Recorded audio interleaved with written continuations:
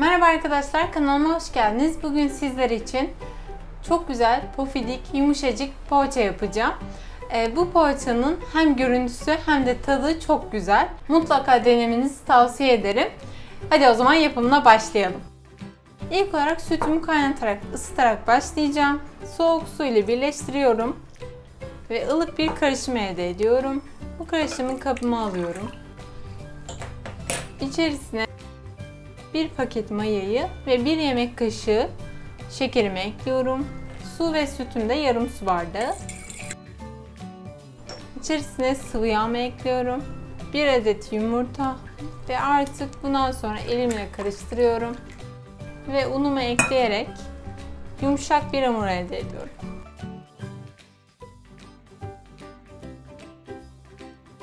Unum 5 su bardağı. 5 su bardağının hepsini katmayabilirim.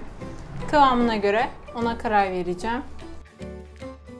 Şimdi hamurun toparlanmaya yakın 1,5 çay kaşığı tuz ekledim. Tekrar yoğuruyorum.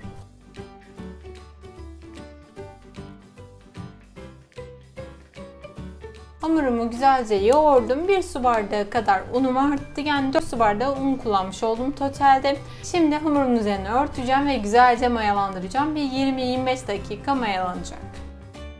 Hamurum mayalanırken ben de salçalı bir sos yapacağım. Şöyle 1 tatlı kaşığı kadar domates salçamı aldım. İçerisine 1 yemek kaşığı kadar zeytinyağı veya sıvı yağ ekliyorum. Çok az şekerle tuz ekliyorum. Şeker domatesin aromasını ön plana çıkartıyor. O nedenle katıyorum. Kaynar su ekliyorum. Sos kıvamına gelene kadar karıştırıyorum.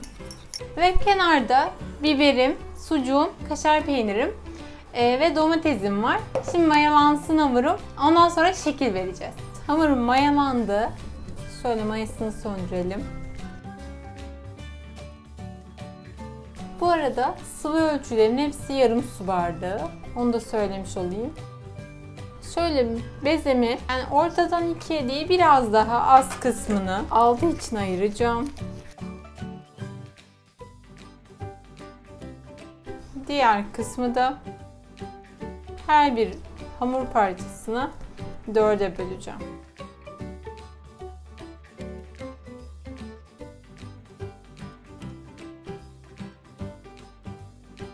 Şöyle kalan bezemi de hafif unlu tezgahta güzel bir şekilde açacağım.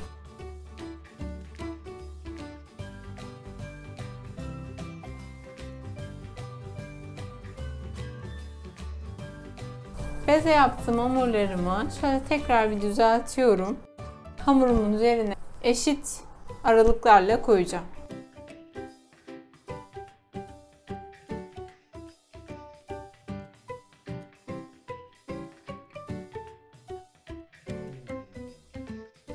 Kenarlarını kesmeden hamurumuzu kestik.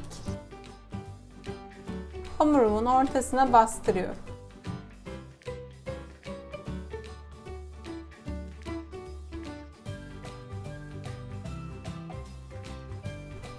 Evet, şöyle bir aparatın ucunu unladım. Bu şekilde biraz daha derinleştirdim çukurları. Çukurlara yapmış olduğum sostan koyuyorum. Daha önce bunu yaptım. Gerçekten çok lezzetli.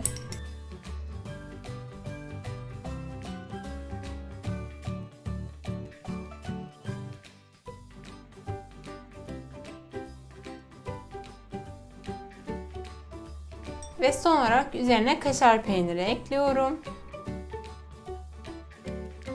Ve yumurta sarısı sürüp 180 derece fırına gönderiyorum ve güzelce pişiriyorum.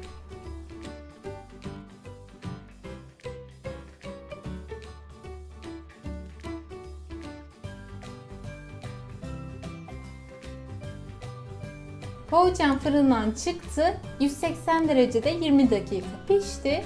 Yumuşacık oldu ve şekli de harika oldu. Yani keseceğim. Şöyle bakar mısınız? Yumuşacık. Şöyle bir de bölmek istiyorum.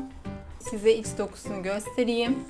Şimdi de tadına bakacağım. Lezzeti gerçekten çok güzel. Yumuşaklığı olsun, lezzeti olsun. Bu tarifi mutlaka denemelisiniz. Bir tarifim daha sonuna geldim. Lütfen kanalıma abone olmayı ve gelecek olan tariflerden haberdar olmayı unutmayın. Kendinize çok iyi bakın.